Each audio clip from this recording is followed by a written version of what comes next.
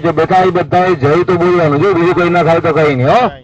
बोली पवन सुत हनुमान की, उमापति महादेव की, द्वारिकाधीश की, अपने अपने कुलदेव की। बोली नमः पार्वती पतये हर हर महादेव हर। स्वस्ति श्री यजमान भाले तिलकम कुर्यात्। हरि ओम स्वस्ति इंद्र वृधस्वाः स्वस्ति नः पूषा अरिष्टनेमि स्वस्ति नो बृहस्पतिर्दधातु। पृथगस्वामरुतः पृष्टिं मातरः शुभं यावानो विधते सुजगमयः। બધાએ જો મહારાજ પોતાની પાસે આવે એટલે બધાએ ચાંદલો કરાવી પોતાના જમણા હાથ ઉપર કાંડું બંધાવવાનું છે. આ બધા વતી પૂજા છે, કોઈ એક માણસની પૂજા નથી. સમગ્ર સમાજનું કલ્યાણ કરવા માટે ભગવાન દરિયાલાલ દેવને રીઝવવા માટેની આ પૂજાની આપણે હવે શરૂઆત કરીએ. ચલો નેત્રાચમનમ બે આંગળા આંખે પાણી અડાડીને હાથ જોડી રાખજો. 3 વખત ગણપતિ મહારાજનું નામ મનમાં લેજો. શ્રીમન મહાગણાધિપતયે નમઃ. શ્રીમન મહાગણાધિપતયે નમઃ.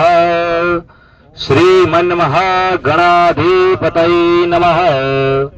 કોઈ ગુરુ ધારણ કર્યા હોય તો યાદ કરી નમસ્કાર કરવા, ન ધારણ કર્યા હોય તો જગતના ગુરુ એવા ભગવાન શંકરને નમસ્કાર કરજો. પરમ ગુરુભ્યો નમઃ. ઈષ્ટદેવ એટલે તમારા કુળદેવ સિવાયના બીજા કોઈ પણ દેવને તમે માનતા હોય તો એને યાદ કરી નમસ્કાર કરજો. ઈષ્ટદેવતાભ્યો નમો નમઃ. તમારે મમ્માય માતાને યાદ કરી નમસ્કાર કરવા. તમારે દાળંબા સ્થાન દેવતા એટલે આજે આપણે જેની પૂજા કરવાની છે એવા ભગવાન વિષ્ણુનું સ્વરૂપ એવા રત્નાકર સમુદ્રને નમસ્કાર કરજો. સ્થાન દેવતાભ્યો નમઃ. બ્રહ્માજી અને સરસ્વતી માતાને નમસ્કાર કરજો. વાણી હિરણ્યગર્ભાભ્યામ નમઃ.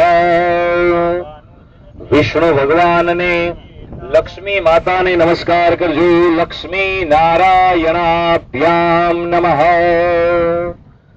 ભગવાન કામનાથ મહાદેવ અને માં પાર્વતી થાય, અમારા ધંધા રોજગારમાં વધારો થાય, અમારું અને અમારા પરિવારનું કલ્યાણ થાય અને અમારા અને અમારા પરિવારમાં આયુષ્યનો વધારો થાય એવી દયા કરવા વાળા થજો.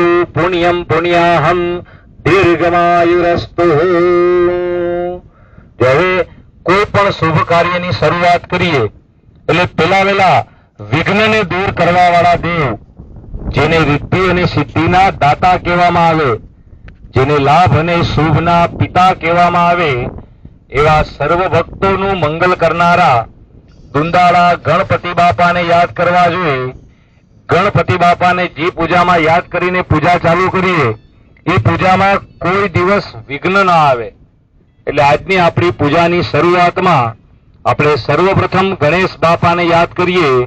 એટલે બધા ભાઈઓએ મનમાં ગણેશ બાપાને યાદ કરી એની મૂર્તિ